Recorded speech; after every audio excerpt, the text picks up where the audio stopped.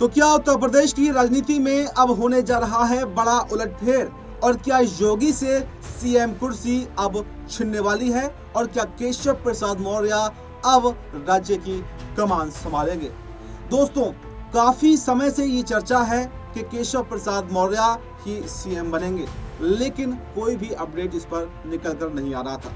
लेकिन आपको बताएं कि अभी एक सभा लखनऊ में की गई, जो 60,000 पुलिस भर्तियां की गई, उनको नियुक्ति पत्र सौंपने के लिए अमित शाह आए थे, और अमित शाह ने योगी के सामने मंच से केशव प्रसाद मौर्य को अपना मित्र बताकर ये साफ कर दिया कि अब कुछ तो बड़ा होने वाला है। यानी संकेत तो एक दे ही दिया कि अब योगी की छुट्टी हो सकती है। इसके अलावा कई सारे विधायक, कई नेता, पार्टी अधिकारी जो हैं योगी से नाराजगी दिखा चुके हैं। योगी सिर्फ संघ के बल पर ही अभी तक सीएम कुर्सी पर बने हुए हैं, और संघ भी कहीं ना कहीं अब नाराज योगी से हो चुका है, क्योंकि उत्तर प्रदेश के अंदर पिछले कुछ समय में, और खास तौर से अगर 2024 के चुनावों के नतीजे देखें, तो उससे योगी की छवि धूमिल हुई है, और नुकसान कहीं ना कहीं भारतीय जनता पार्टी को हुआ है। और इसी नुकसान की भरपाई करने के लिए एक चेंजेस जो है वो करने की कोशिश संघ भी कर रहा है, बीजेपी भी कर रही है। और ये बात तो पहले से जग जाहिर है कि मोदी और शाह की योगी से बनती भी नहीं है।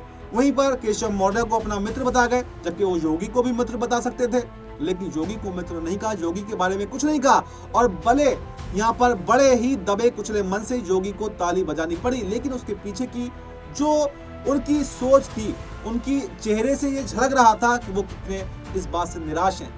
और इसके अलावा जो संघ के कहने पर जातिगत जनगणना कराने की बात बीजेपी कर रही है, उस जातिगत जनगणना का मकसद क्या है? उस जातिगत जनगणना का सीधा सीधा मतलब है जिसकी जितनी हिस्सेदारी उसको उतनी जिम्मेदारी। यही बात विपक्ष कहता रहा है, और यही बात जो है अब बीजेपी को भी करनी पड़ेगी।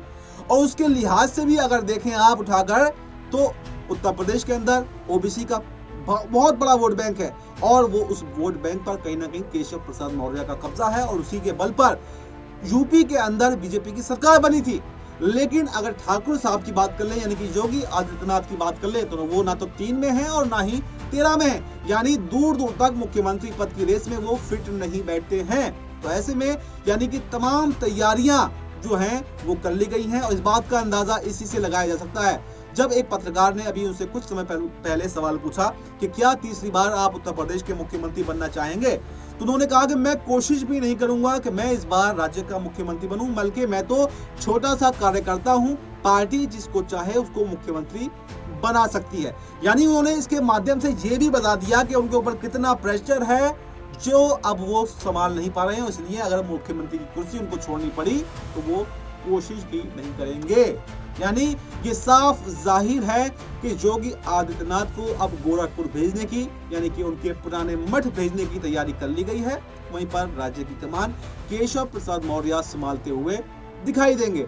और कुछ राजनीतिक जानकारों का कहना तो ये भी है कि अगर योगी आदित्यनाथ कुर्सी छोड़ने को तैयार नहीं होते हैं, तो फिर केशव प्रसाद मौर्य यहाँ पर बीजेपी से बगावत भी कर सकते हैं, और वो अखिलेश यादव के साथ भी जा सकते हैं, क्योंकि अखिलेश यादव कई बार खुले मंचों से केशव प्रसाद मौर्य को ऑफर दे चुके हैं। यानी कि केशव प्रसाद मौर्य की ताकत को अखिलेश यादव तो समझ रहे हैं, वो तो जान रहे हैं, लेकिन योगी आदित्यनाथ कहीं ना कहीं उनको दरकिनार कर रहे हैं। तो ये देखना अब काफी दिलचस्प होगा कि क्या योगी आदित्यनाथ की कुर्सी बीच में ही उनसे छीन ली जाएगी और केशव प्रसाद मौर्य जो है वो मुख्यमंत्री बनेंगे, या अभी केशव प्रसाद मौर्य को 2027 तक का इंतजार करना पड़ेगा। और 2027 में क्या बीजेपी की वापसी सत्ता में हो भी पाएगी, या फिर अखिलेश यादव उसमें सेंधमारी कर देंगे, ये भी एक सवाल बना हुआ है।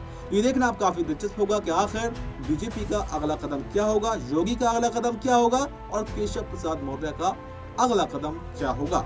इस रिपोर्ट में फिलहाल इतना ही। इस रिपोर्ट पर आपकी क्या राय है? आपकी जो भी राय हो कमेंट बॉक्स में अपनी राय जरूर दें, और फिलहाल हमें दीजिए इजाजत।